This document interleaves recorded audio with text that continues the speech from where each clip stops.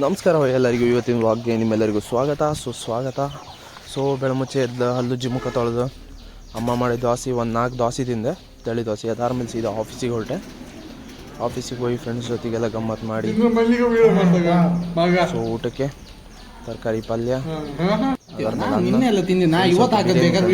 ತಿಂದೆ. ಅದಾದ್ಮೇಲೆ ಕೆಲಸ ಮುಗಿಸಿ ನಾಯಿನ ವಾಕಿಂಗ್ ಕರ್ಕೊಂಡು ಹೋಗಿ ಮನೆಗೆ ಬಂದ್ಕೊಂಡ್ರೆ ಹಲಸಿನ ಒಟ್ಟಿದ್ದೀರ. ಒಂದು 4 ಹಲಸಿನ ಸೊಳಿ ತಿಂದೆ. ನೀವೆಲ್ಲ ಥಿಂಕ್ ಮಾಡ್ತಿರೋದಕ್ಕೆ ಇವ ಯಾಕೆ ಈ ಥರ ಜಂಕ್ ಫುಡ್ಡೆಲ್ಲ ತಿಂತಿದ್ದೆ ಜಾಸ್ತಿ ಅಂದೇಳಿ. ಜಂಕ್ ಫುಡ್ ತಿಂದು ರೀಸನ್ ಅಂತೇಳಿ ಹೇಳಿದ್ರೆ ನ್ಯಾಷನಲ್ ಕಾಂಪಿಟೇಷನ್ ಬಂತು. ಅದಕ್ಕೋಸ್ಕರ ನಾನು 80 kg ಕ್ಯಾಟಗರಿ ಹಂಗೆ ಆಡುವನು. ಅದಕ್ಕೋಸ್ಕರ 80 kg ಕಾಯ್ಕಂದೇಳಿ ಹೇಳಿ ನಾನು ಈ ಥರ ಜಂಕ್ ಫುಡ್ಸ್ನೆಲ್ಲ ತಿಂತಿದ್ದೆ. ಎಂಥದ್ದು ಬಿಡಲಿಲ್ಲ. 2 days ಇದೆ ಆಮೇಲೆ ಅದಕ್ಕೋಸ್ಕರ ಈ ಥರ ಜಂಕ್ ಫುಡ್ ತಿಂದೆ.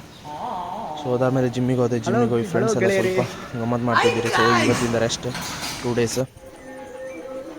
ಅದಾದ್ಮೇಲೆ ಮನೆಗೆ ಬಂದು ಕ್ಯಾರೆಟ್ ಜ್ಯೂಸ್ ತಿಂದೆ. ಮುಳ್ಕ ಸಹ ಮಾಡಿ ಇಟ್ಟಿದ್ದರು ಮನೆಗೆ, ಹಲಸಿನ ಹಣ್ಣಿನ ಮುಳ್ಕ. ಅದಾದ್ಮೇಲೆ ತಿಂದು ನೈಟ್ ಊಟಕ್ಕೆ ಮಜ್ಜಿಗೆ, ಅದಾದ್ಮೇಲೆ ಮೀನು ಸಾರು, ಅದ್ರ ಜೊತೆಗೆ ಪಲ್ಯ, ಅದಾದ್ಮೇಲೆ ಒಂದು 4 ಮೀನು, ಬೊಂಗಡಿ ಮೀನು. ಇದನ್ನು ತಿಂದು ನನ್ನ ಡೇನ ಎಂಡ್ ಮಾಡಿದೆ.